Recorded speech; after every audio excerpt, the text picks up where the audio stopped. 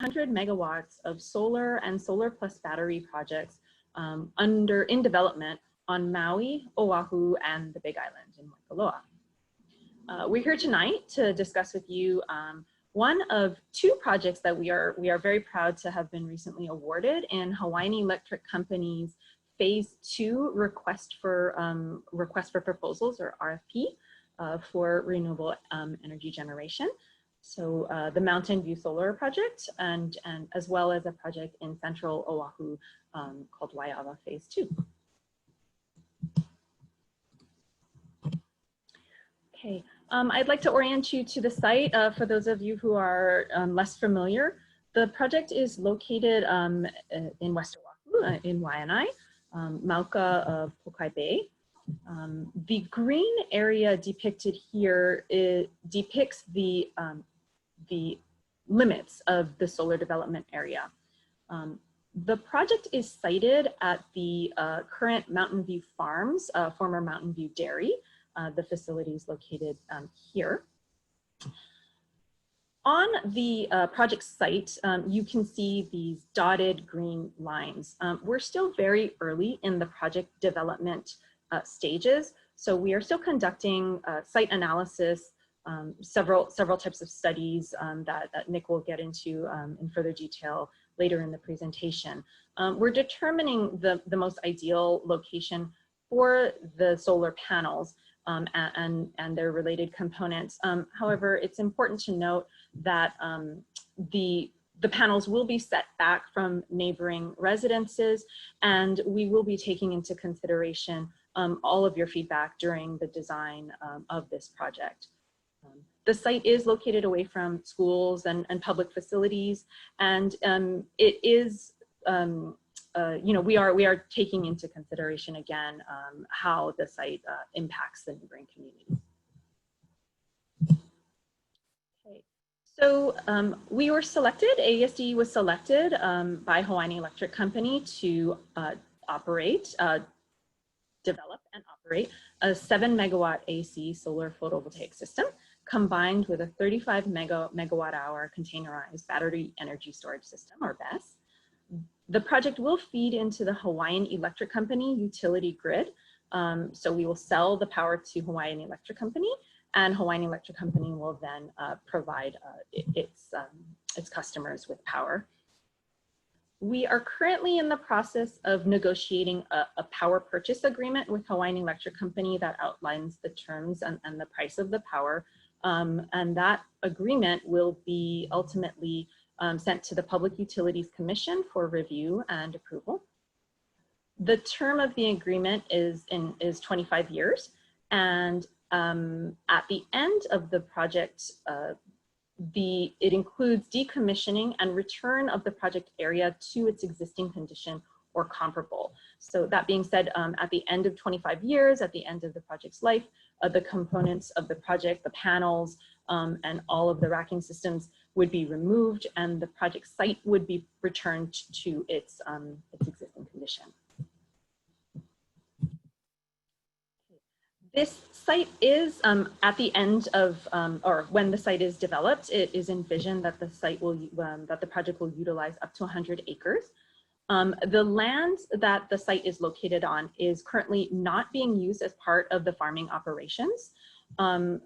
We believe this is a really good partnership in that the lease rent that is generated from this land that is not being utilized can then be utilized by the landowner, Mountain View Farms, to support its ongoing farming operations. The land is designated agriculture, and the project area is almost entirely comprised or made up of Class E soil with small pockets of C, as in cat. The city and county zoning is agriculture, and as such, we have designed the project to utilize the least productive agricultural lands, or on the Class E soils. So at AESD, we recognize the challenging times that we're facing here in Hawaii as a result of COVID-19. And we're very deeply committed to playing our small part in Hawaii's economic recovery through the creation of jobs and economic output as a result of these projects. We will be doing, as part of our due diligence, an economic impact analysis that will help us and help you to understand the range of economic and employment opportunities that this project can bring. In addition to the economic benefits, the environmental benefits are great. A locally produced renewable energy, as well as a clean and reliable source of power for approximately 5,000 Oahu homes. These projects, you know, having said that, the projects, because the solar is combined with battery energy storage, this provides benefits to the electric utility grid, and it allows Hawaiian Electric Company to utilize, to draw upon the power from this project at any time of the day when they need it most, day or night, even when the sun is not shining. As a result, these projects do contribute to avoiding fossil fuel being shipped to the island for electric generation purposes. We are also very committed to helping the state achieve its 100% renewable energy goals, 100% renewable by 2045. You know, this is one of several solar and solar plus storage, as well as standalone storage projects that was selected by Hawaiian Electric Company for the island of Oahu. And these projects do play a very important part to retiring the fossil fuel plants that are currently old and inefficient, and you know, potentially result in a slew of negative health impacts. We definitely want to support the goals of the state to move toward a clean economy. So with that being said, I'm going to turn it over to Nick to go over some of the project specifications. All right, thank you, Kirsten. Can you give me a thumbs up if you can hear me? Thumbs up? Awesome, okay, good. Thanks everybody for joining. And again, my name's Nick Molinari. I'm the Project Development Manager for AES Distributed Energy, focused primarily on our solar plus storage projects throughout the Hawaiian Islands. So I guess the first thing I just wanted to say was, you know, this is, we're very early in the process. So this is hopefully the first of many community meetings and discussions. I hope in the near future that we'll be able to do this in person. I know this format's a little funky, and you know, for all of us, we're adjusting. So, you know, welcome any questions or comments, and you know, hope to have the opportunity to follow up with you folks in the future, and hopefully in person when it's safe to do so. So, kind of getting into the project, this is our conceptual site plan, and you know, the main thing I think Kirsten pointed out was we're trying to focus the solar facilities on the least productive agricultural land, so we can stay out of the way of the existing farming operations or future farming operations. So that's part of the reason why it's, you know, kind of fragmented the way it is. The other thing is the topography of the site. You know, there's a certain level of topography that these systems can support. So we focus the panels on the e-soil, but also on the areas that, you know, had less slope, you know, to make for a less disruptive construction. So the bulk of what you're seeing on the screen, maybe Kirsten, you could point on with the mouse, are the solar arrays, those black boxes. So this is a fixed tilt system, meaning the panels are set at a set angle, 180 degrees to the south. And I'll show you some photos and some close-ups of the equipment so you can get a better idea of what this looks like. I know these site plans are kind of hard to decipher, but the majority of what you're seeing are the solar panels. Dispersed throughout the solar arrays are the battery containers. So the conceptual design assumes about a dozen containers that are dispersed throughout the project area. And then the power runs to a new substation, which would be built maybe Kristen, you can move the mouse over to the, yeah, there you go. So new substations there where the power would be stepped up to grid level voltage. And then there'd be a short interconnection run on the property connecting to the existing HECO transmission line along Waianae Valley Road. So yeah, I think we can move, let's go to the photos.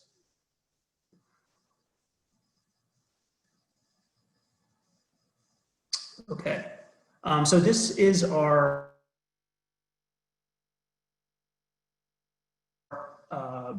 project. This one's actually a little bit bigger than the project we're proposing here at Mountain View Farms. But it kind of gives you an idea of this, you know, what a utility scale solar farm looks like.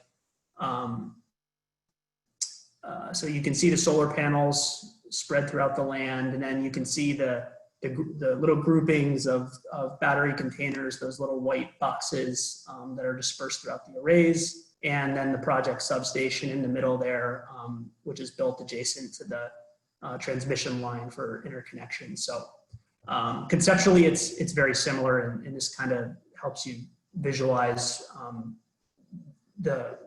visualize what the site plan that I just showed you on the last slide would actually look like.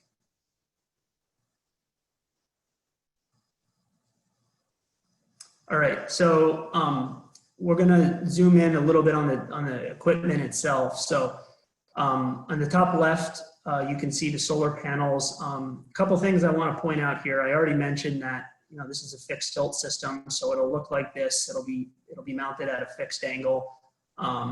One important thing to note is the panels that are used here are the same panels that you see on all the rooftop systems that people have on their homes. And really the underlying technology at its core is, you know, equal to or similar to the technology that people put on their roofs. So we're not in, you know, the ground mounted, you know, solar field that we're talking about here really incorporates the same equipment that your neighbor might have on their roof or you might have on your roof. I think another thing I want to point out about the panels and the solar arrays, you can see the spacing, you know, so there's space between each row, which it's kind of hard to tell from the photo, but it's large enough that a truck could go through there and personnel could, you know, drive into there for maintenance or service. I think it's an important thing to note because a lot of times folks are, especially in this area, are concerned about brush fires. You know, we fully acknowledge, you know, the concern of brush fire and as well as stormwater runoff and dust as well. So what having this space allows us to do is it allows the vegetation between the rows to continue to grow. Now it's a fine line, right? So we don't want to let the vegetation get up to a point where we're creating a new fire hazard or, you know, stimulating a fire. But at the same time, we need some vegetation so that, you know, we don't create a dust bowl from our site. And the vegetation is important because it can, you know, stabilize the soil and you know, prevent any sort of erosional events or any impacts, stormwater impacts, you know, downstream from the project site. So I'll talk a little bit more later on in the presentation about fire and some of the considerations here of how these systems address fire concerns.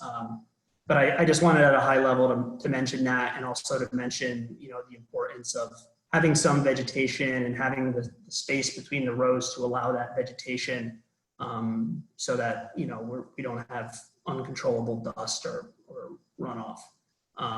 The one other thing that's interesting, and I know I'm probably going over my time, but I'm gonna keep going on this issue because I know it's important. You know, unlike a parking lot or a shopping mall or a new residential development, you know, where you're where you're building, a surface in, a concrete or an asphalt surface that's going to be there forever, and the stormwater is going to hit it, and then it needs to go somewhere. In this case, we have the existing vegetation, and we have access to the existing soil, so that the stormwater can hit the panels. And as you can see, they're tilted, so as the water hits the panels, it'll run off. So we're not, permanently altering the drainage characteristics of the soil. So I think that's another important consideration, for this system.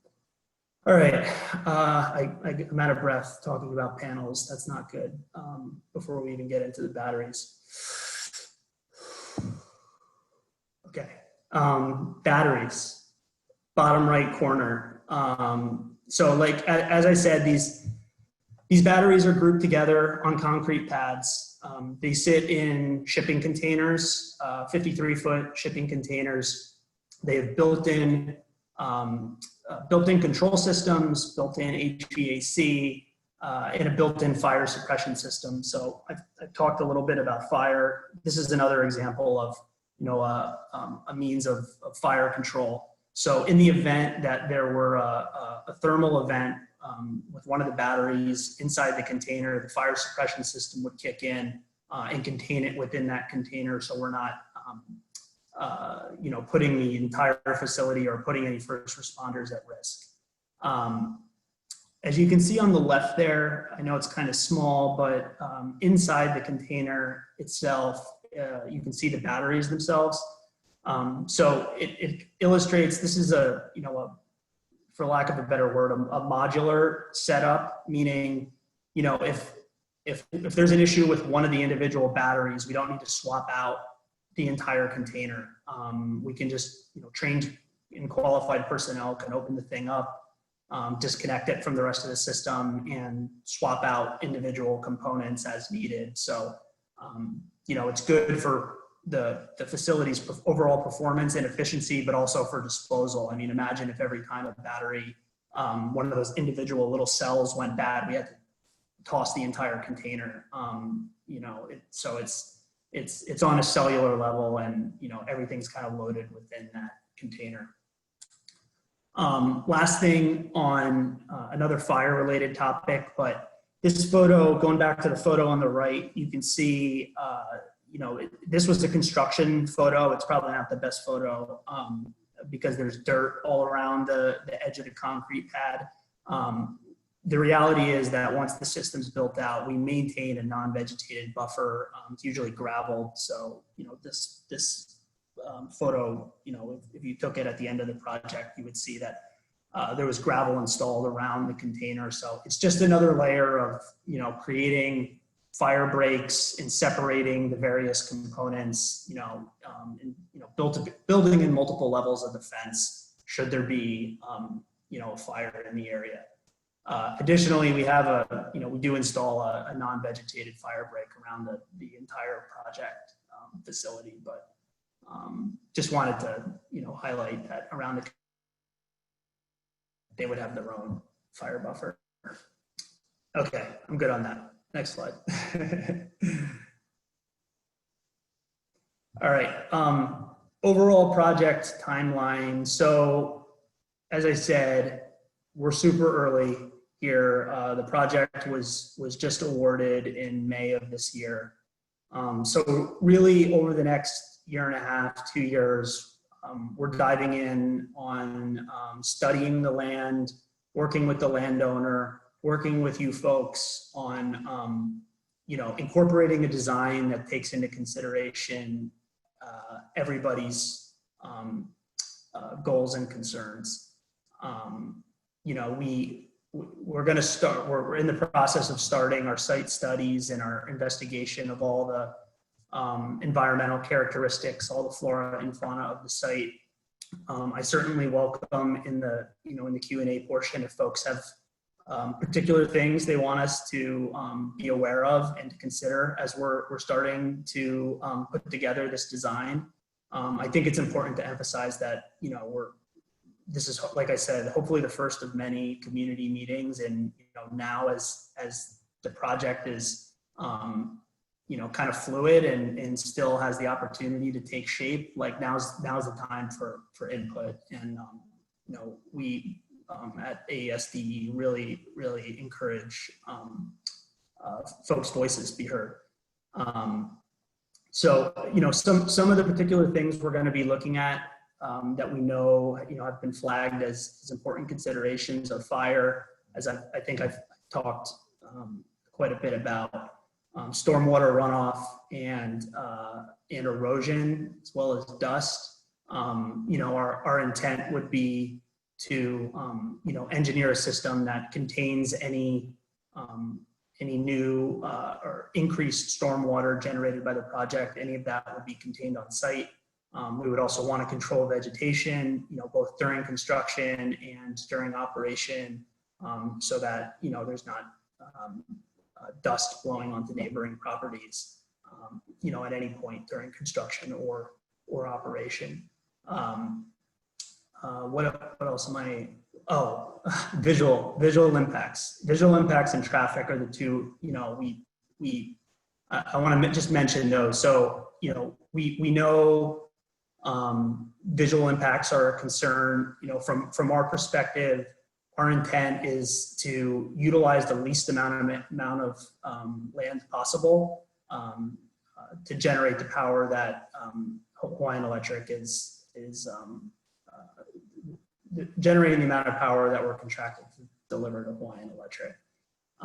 So with that said, I think Kirsten pointed out, our intent is to keep the facility as far away from nearby residences and community buildings as possible. We can look at, one of the first things we do and we will do here is, create visual renderings from various viewpoints within the area. If folks have any particular recommendations of areas that they'd want to see a rendering from, we would welcome it so that we can build it in. And then at that point, we get a sense from, we get a sense of what the project's going to look like, and we can, come together to figure out how do we mitigate, the visual impact. So there's a couple of different ways we can do it. We're not there yet. For now, our intent is use the least amount as possible, keep it as far away from homes and other buildings as possible. And then when we get to the renderings, we can, have a discussion about, to the extent that it's visible from other areas or it's disruptive, we can look at ways to mitigate that. And then lastly, traffic. We're going to do a traffic impact analysis report. So there's a couple different access points for this site. We haven't selected a particular one yet. Part of that analysis, the traffic impact analysis, will be looking at the various points. Our goal would be to, have no disruption to the traffic patterns on the nearby roadways. But the impact analysis report will, help inform us and help us put together the best plan to minimize the traffic impacts.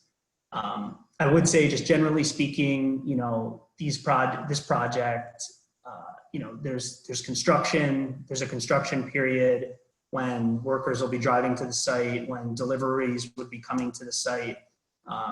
That tapers off. So once the project's built, this is a largely passive system. So the ongoing operations and the ongoing maintenance only requires a handful of vehicles a day. So so the focus really is during that construction period and making sure deliveries are happening outside of morning and afternoon rush hour, and minimizing any sort of disturbance to the traffic patterns in the area.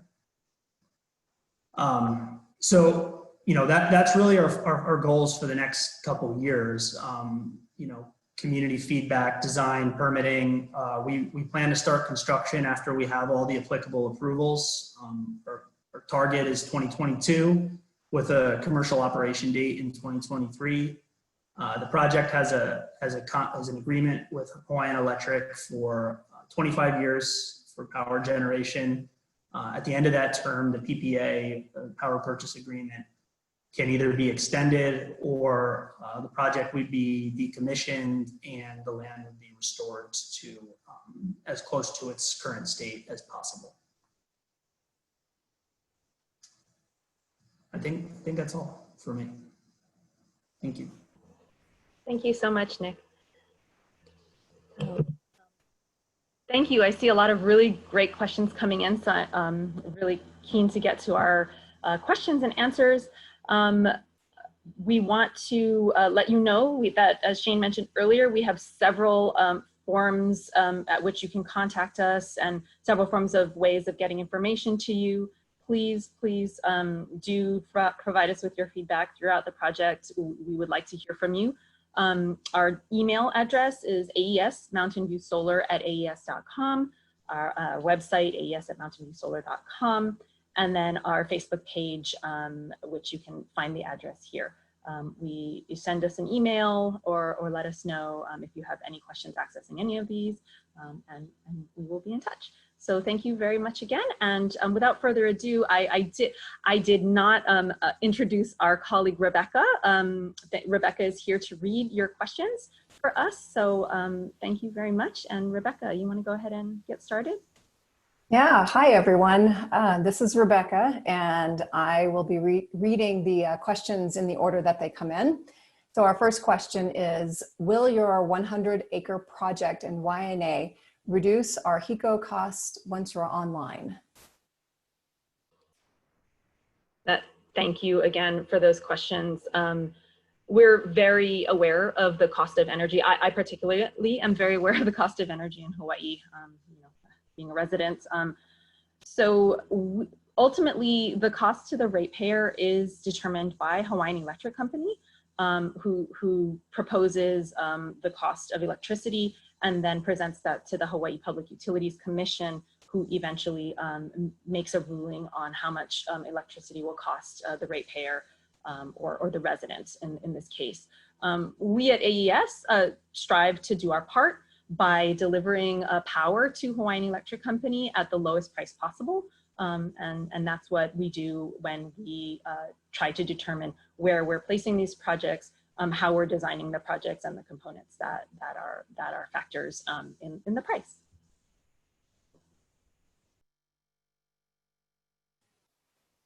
Okay, thank you. Our next question is, how is this project going to benefit our community? Yes, I can take that one as well. Thank you.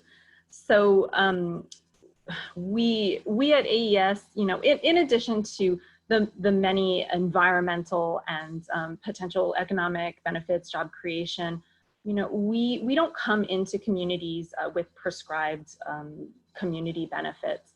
So we do want to hear from you. We understand that every community is very unique. Every community has its own considerations. And so we'd like to hear from you. We're starting this process early. We would like to get your feedback and you tell us what your priorities are. In addition to benefiting the state and the island, most importantly, we want to make sure that we're responsibly developing these projects and that the projects are benefiting the communities that they're located in.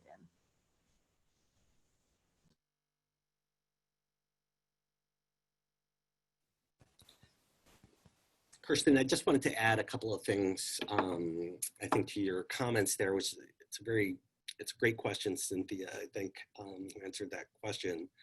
So I think what's really important to understand is, AES recognizes, and I think everybody on Oahu recognizes that particularly the Leeward Coast, the Leeward community has been burdened by much of the infrastructure and many of the traditional fossil fuel burning plants that serve Oahu. Everything from Kahe to H-Power to Barber's Point, all of these are fossil fuel power plants, all in the area. And it's only through renewable energy projects like this that those power plants can actually be taken offline.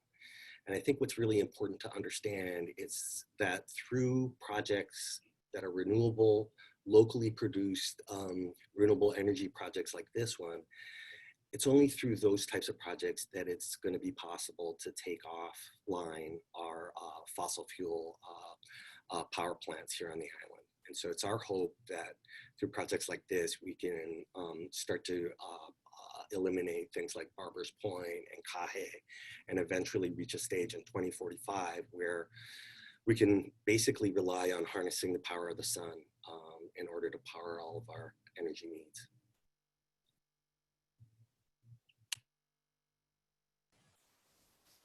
Okay, thank you. Another question is, can you describe the security for this area? What is the security for this area? Yeah, I can take that question. So thanks for the question. In addition to working with the landowner on their security plan for their existing operation, the facility and all the project components would be enclosed with a 7-foot tall chain link fence, as well as security cameras in various locations. And we would, assess based on, after conferring with the landowner whether, additional on-site security makes sense for the construction period.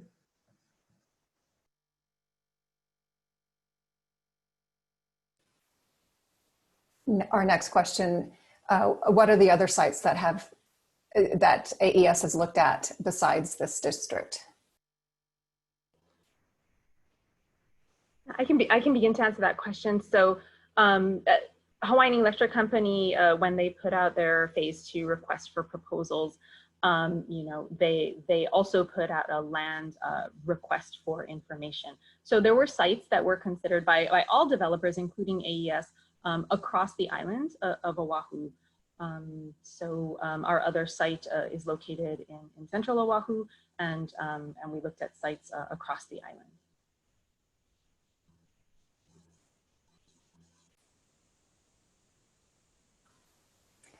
Here's Kirsten, just a moment, Rebecca, just to kind of add on to that, I think what's really important to understand is that there are 16 projects across the state selected as part of the same RFP.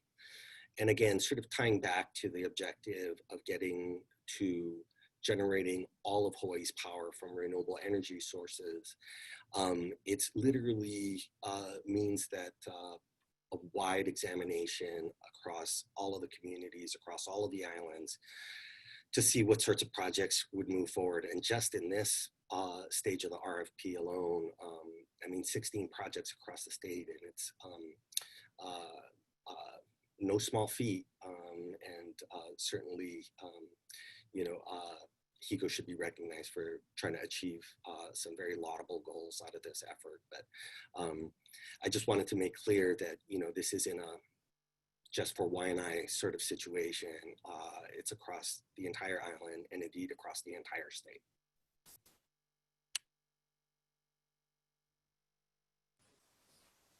We have an additional question about the benefits that the community will receive from HECO. Can you emphasize the benefits from HECO?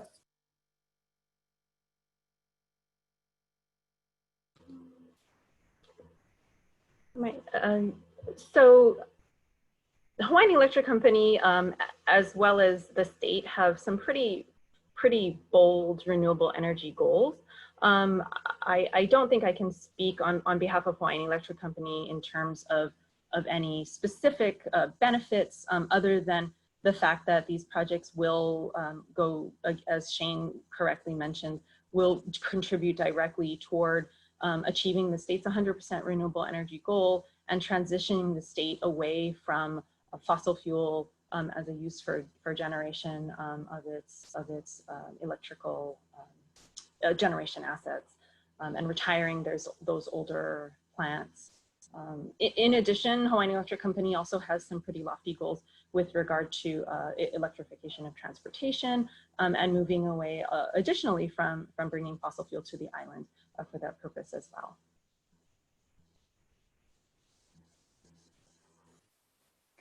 And this next question, I think it does tie into the previous question about the benefits provided by HECO, but a question about discounted power assistance and benefits, jobs to the West Side community first.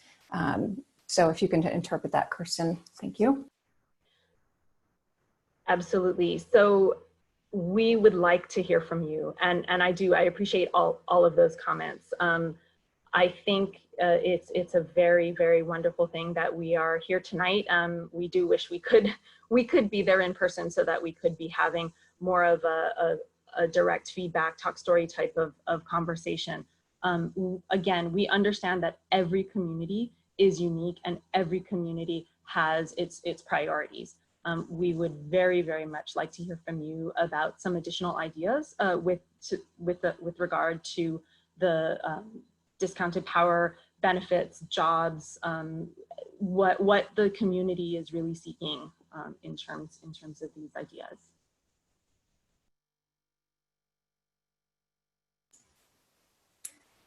So our next question is regarding the questions. Will we be compiling questions and answers into a document that we'll be able to share with everyone?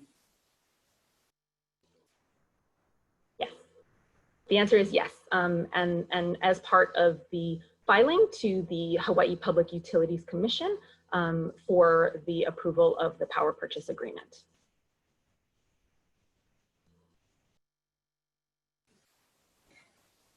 Okay, so we have continuing to have questions about the benefits. So our next question is building within the community. Perhaps we can help the community somehow. Not really, it's an open-ended question, but I'm sure we can elaborate on that. Yes. So in addition to the direct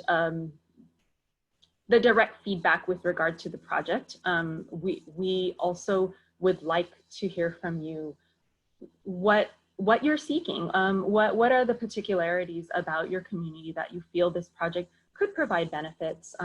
We tend to come into a community and start early on by asking those questions to you. So also, in addition, the format in which you'd like to provide us that feedback. With COVID-19 restrictions, it's very difficult to have face-to-face conversations. But if it's easier to pick up the phone and have a phone conversation, please do let us know, or have a socially distanced, community gathering in the future.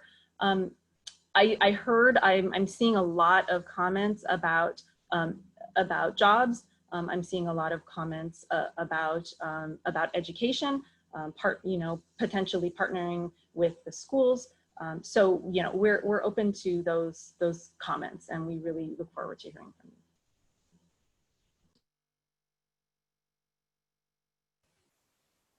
Our next question, 2022 construction begins after all permits are approved.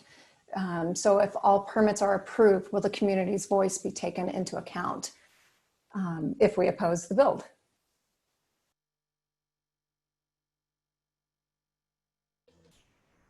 I think this question is with regard to the permitting process. So our primary action is a special use permit, a CUP, and as part of that process, there is community input.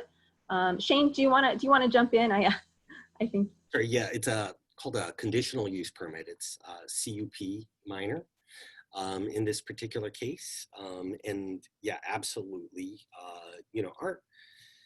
As we talked about sort of earlier, AES Distributed Energy, to their credit, it's tries to engage with the community throughout the process. It's our objective to ensure that you guys are informed throughout the process, that we engage with you. That's sort of our commitment. And then as part of that, we also encourage participation from the community in the permitting process itself. At the end of the day, we don't obviously issue the permits ourselves. That comes from the city in this particular case, and we always try to encourage folks from the community to engage directly with through the permitting process. It helps to make a better project, quite frankly, and it's our hope that through this type of engagement, that at the end of the day, what we end up with is a much better project that benefits as many people as possible.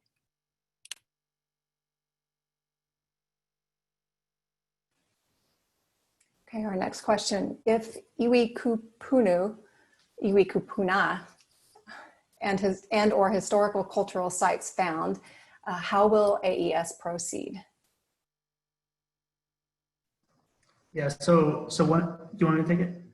So one of the first thanks for that question. One of the first things we will do is engaged with an archaeologist to do an archaeological inventory survey of the site and the vicinity, document any features, do an analysis of historic the history of the vicinity and the particular property. If in the event that Iwikupuna were discovered, we would have consultation with the State Historic Preservation Division, as well as the Burial Council and the Hamoku Council, to ensure that no disturbance or desecration to the Kupuna, the Iwikupuna, that would be discovered on the site if it were discovered. Thanks, Nick. I sort of maybe just sort of adding to it. I know this is, as a Hawaiian, I'm sure it'd probably be a message better delivered by me. So first order of business, as Nick describes, is first to conduct a site study. As I'm sure the questioner is fully aware, we will do our due diligence with regards to an AIS, a full archaeological inventory survey, to identify any known sites. And then after that, there is going to be a process of engagement with lineal and cultural descendants as part of that process. If any Iwikupuna or any other culturally significant sites are found during the study process. And then that will help to determine our design and help us to avoid any sensitive areas. And so we design around it. That's number one. Number two, I think, is what's really important is that if we go through this process and we find inadvertent discoveries, cultural sites, or Iwikupuna during the construction process, it's an all stop at that point. And then again, trying to find the best process to either design around or do what we can to work with the lineal cultural descendants to address the issue as quickly and as responsibly as possible.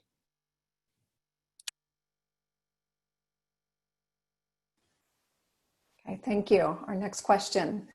We are charged a fee from HECO because they are using energy from the solar farm in Waianae. This seems like this project will be added charge to the people. We are already being charged a lot for the electricity and charged basically twice for using electricity at night. I don't think this will benefit the community one bit. Okay, I can't speak to the other projects' contracts. I can say that AESD is, again, it is our priority to provide power to Hawaiian Electric Company at the lowest cost that we can through the development of these projects. The fact that our projects do combine battery storage with solar does mean that the battery storage system can be deployed at night, and generally that should mean that that Hawaiian Electric Company could take advantage of the low cost energy that's being generated to deploy the power at night as well.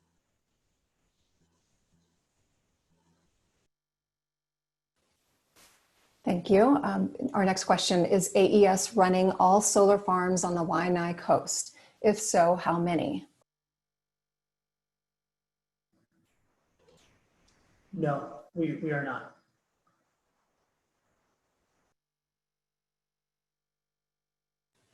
Okay, thank you. Our next question. I apologize, I got on late and had connectivity issues, so may have missed the information of where this project is planned to be located. Could you please restate? Yes, So the project is located off Waianae Valley Road, and it is at the site of the former Mountain View Dairy, which is now a Mountain View Farms. If you Google Mountain View Dairy, you will find a pinpoint for the existing buildings, and the site would be located Mauka of the former dairy. And we do have maps and some more information on our website and our Facebook page.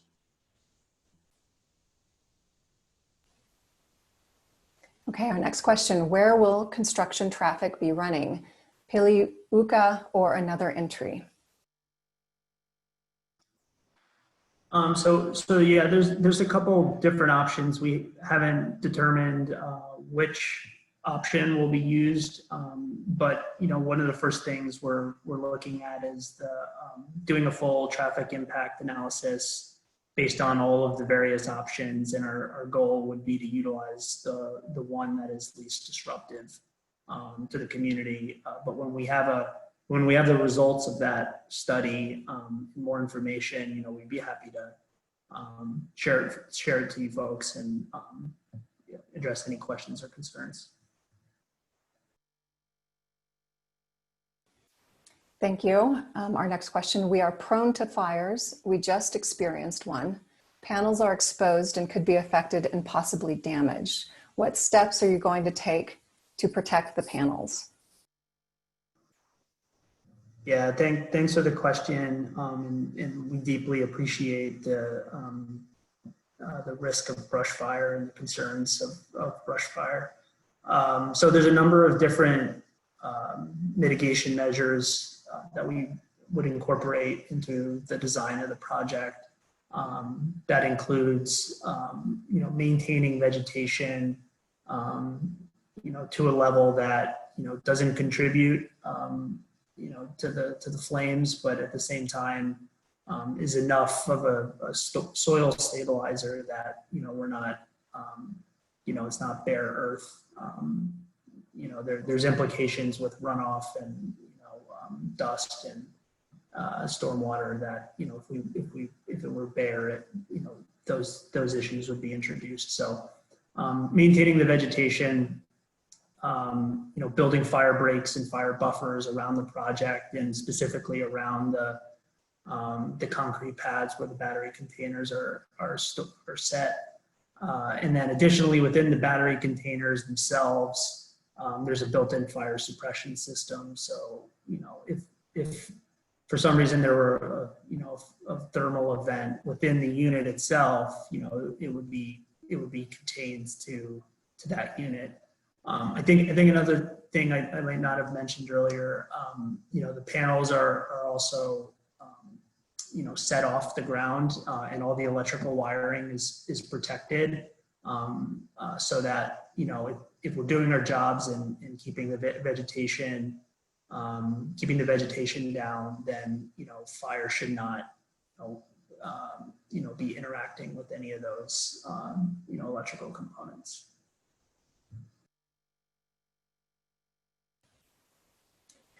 What is the agriculture grade of the land that this project is planned to be on? Yeah, thank you for that. So the agricultural grade is, the project is primarily located on Class E soil, E for elephant. The project will be designed to be located on the Class E of the lowest production opportunities. And then there are intermittent portions of the parcel that are C soils. But the project will be designed to try to avoid those soils.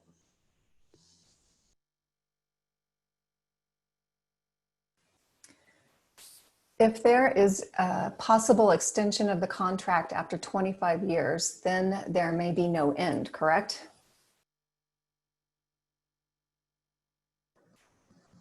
No. So the technology has a, there's a useful life to the technology. It's beyond 25 years. Our agreement with Hawaiian Electric would extend for a certain period of time. Also, you know, we have to take into consideration the landowners' goals and the landowners' commitments. So, you know, it's a balancing of, you know, what the landowner wants to, you know, what they're going to want to do with their land in 25 years. You know, what technology looks like in 25 years could be different, could be very different than what we have today. So, you know, the plan that is put in place is a 25-year term, with a possible extension. And if not extended, the project would be decommissioned and the components would be removed and recycled.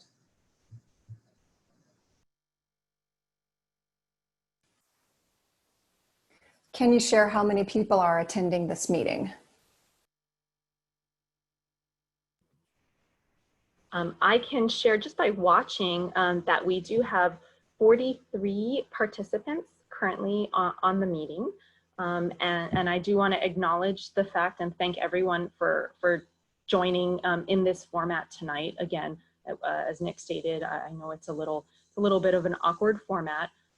We do look forward to future meetings, and I do see some suggestions in the chat about some ways that we can better reach the community in some different ways. So we will definitely take those into consideration in the future and when we have the opportunity to meet in person again. And thank you very much for your comments. Yeah, just to remind everybody, we certainly appreciate everybody turning out and attending tonight's meeting. Just know that, you know, in our view, community engagement does not mean one and done in our books. This is part of a continuum and an ongoing discourse and relationship that's important for us to foster with the community. I think I recognize a lot of the names on there, and I'm sure a lot of folks will recognize me from being from the area. So we have a deep commitment to ensuring we do things right, we do it responsibly, and we continue to do it throughout the process. So just know that I know there's a lot of questions. We probably, to be dead honest, won't be able to get through everything this evening. But I want you to know that, you know, we will encourage you guys to continue to email us with any questions. We're happy to respond that way, and that we will be following up with meetings with folks in the area, including, you know, neighborhood boards and others. And we want to hear from you if you guys would like a personal meeting, and anybody would like to schedule a Zoom or a sit down or whatever it is, feel free to do so, and you can do that via email as well.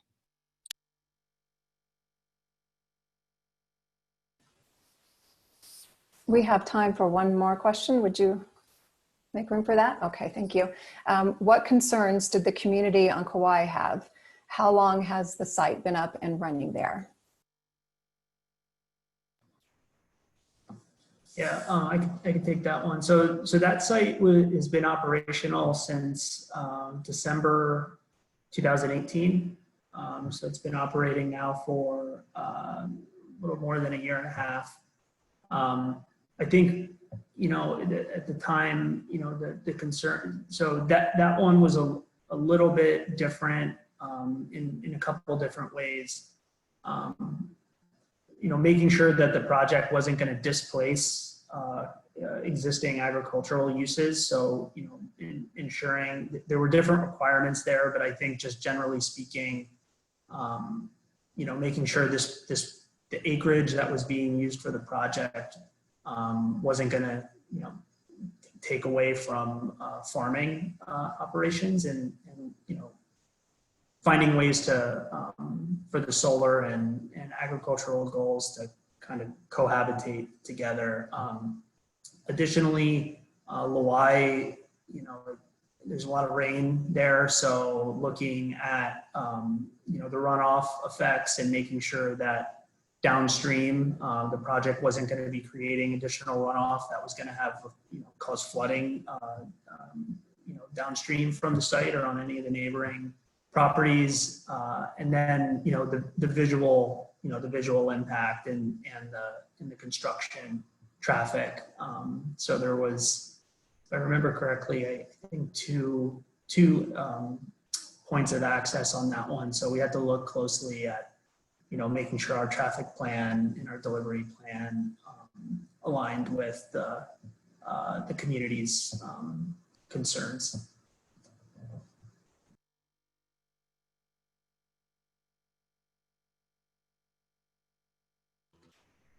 We are at time this evening. Again, we really do appreciate your participation and your wonderful questions. We apologize that we were not able to get through all of the questions this evening. Thank you very, very much for your participation. As Shane mentioned, and we've mentioned throughout the process, we will be available, and we do encourage you to reach out via those channels. Thank you very, very much for joining us tonight. Aloha, everybody. Thank you. Hope to meet you.